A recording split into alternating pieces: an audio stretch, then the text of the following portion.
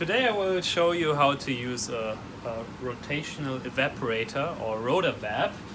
This is the one we use. So when using such a device, you should think a little bit ahead. So I have here an extracted organic layer that is already dried, but it's not turned on right now. So normally you want the temperature of the water bath and of the cooler to already be at the levels where you want them to be. So when you start your extractions, you should at least turn on the water bath. We set this to 40 degrees usually, and the cooler can be set to the temperature you want here. We usually put it to 10 degrees for normal solvents, but if you have low boiling solvents like ether, feel free to put it to 1 degree. Okay, so the next thing that we want to do, we select one of these glass adapters. They are actually made so that when your mixture bumps up, so you have a lot of boiling at one moment, it doesn't shoot through the whole rotovap, and you don't have to clean it afterwards completely, and you can get your compound out of this part. So one thing that I want to mention that is pretty important, please don't use any grease on your connection here. If you need to and you grease up this part of the adapter, please degrease it afterwards. So you can just connect this with a keg ring. This one will fit a green one. Just clonk it on. So on the rotovap side, we have this little metal ledge actually. So you can use that to click it in. So right now the water bath is a little bit too far to the left. Using a little bit of force, should be able to move it.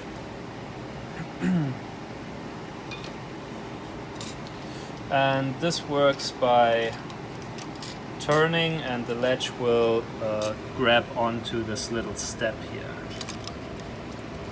like so. That is tight. So when you start, you want this tap to be open. Already the solvent in your flask can evaporate because it's in the hot water bath, so you don't want to get an excess pressure. If this happens, for example with ether, this part may fly out, so make sure this is open. So if we turn on the machine, you can tell this is the ambient air pressure in the room as long as the tap is open, and this is where we later adjust the pressure that we want. So you can start by putting a slow rotation on your flask, turn on the pump, the switch is in the back here, and I recommend not to just run because right now it's set to 0 millibar here, but actually set a higher pressure for yourself.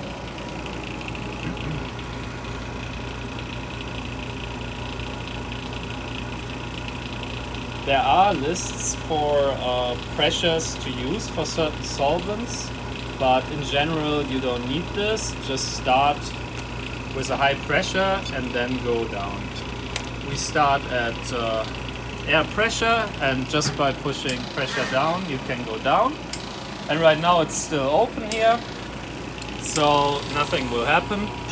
Now when you close this, you want to keep an eye on your flask. When you see it starts to boil rapidly, you can immediately open the tap again and nothing will happen. Keep your left hand on the tap while you go down with the pressure, and until you see the first bubbles or even solvent coming up into the adapter.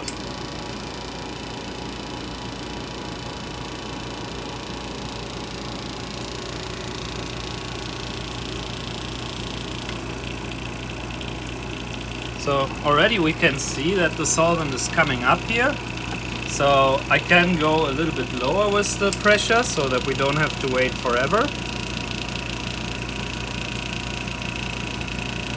And as long as you don't see any bubbles happening, you should be fine. So you can see that the adapter prevents any solvent from going back. So if somebody before messed up the rotovap, your clean product will stay clean by this adapter. Yeah, we can see here already the cooler works and we collect solvent.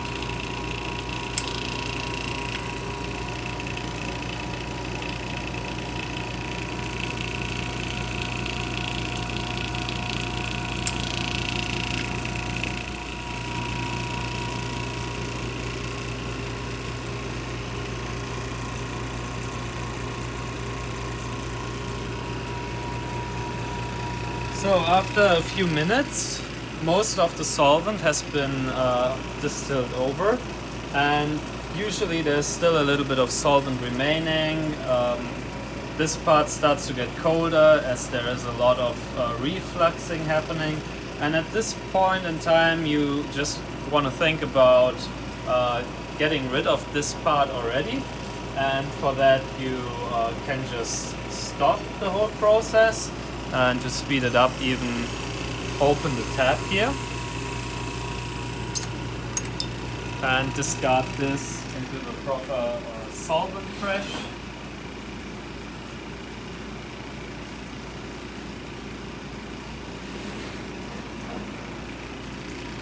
So for the end of the evaporation, you want to remove most of the remaining solvent. So it's a good idea to go down with the pressure as much as possible. Here under set pressure, you can set it to 0. Obviously it will never reach 0. Here I put a little sign that it only goes down to 50 millibars.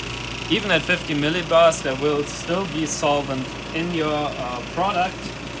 So in the end you definitely have to put it to an oil pump in your fume hood. So what will happen now, you can see here the last little bit of solvent starts to evaporate, and at this point actually a few milliliters may escape through the pump, and when the pressure goes to normal air pressure again at this point, the solvents usually start condensing again and they land in this little bottle here. You can see there's a little solvent there.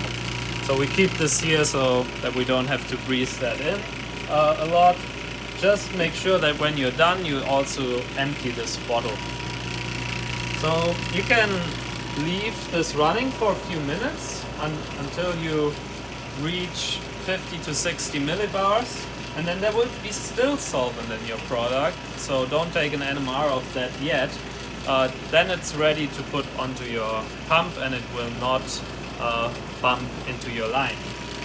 So a few more additional things, options that you have with this machine.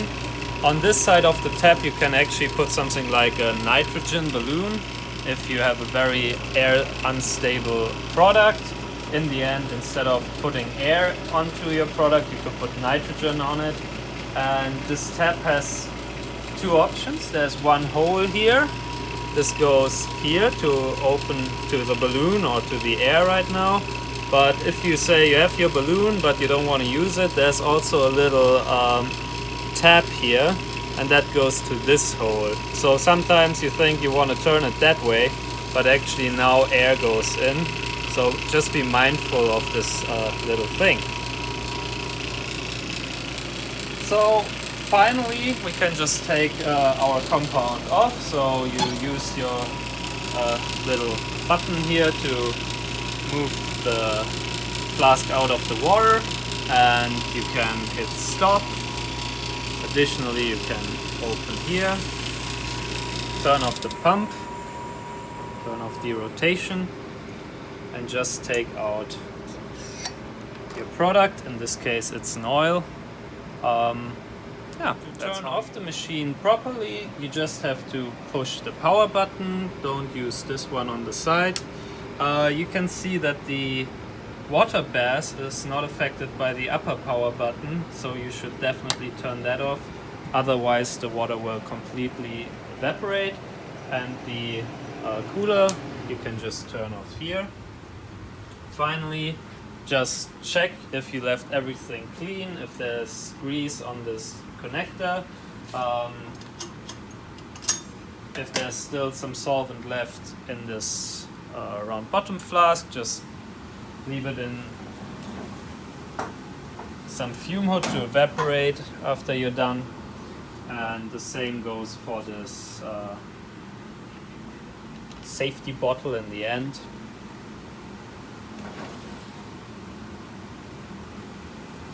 You can leave that to dry off a little bit too. And that's it.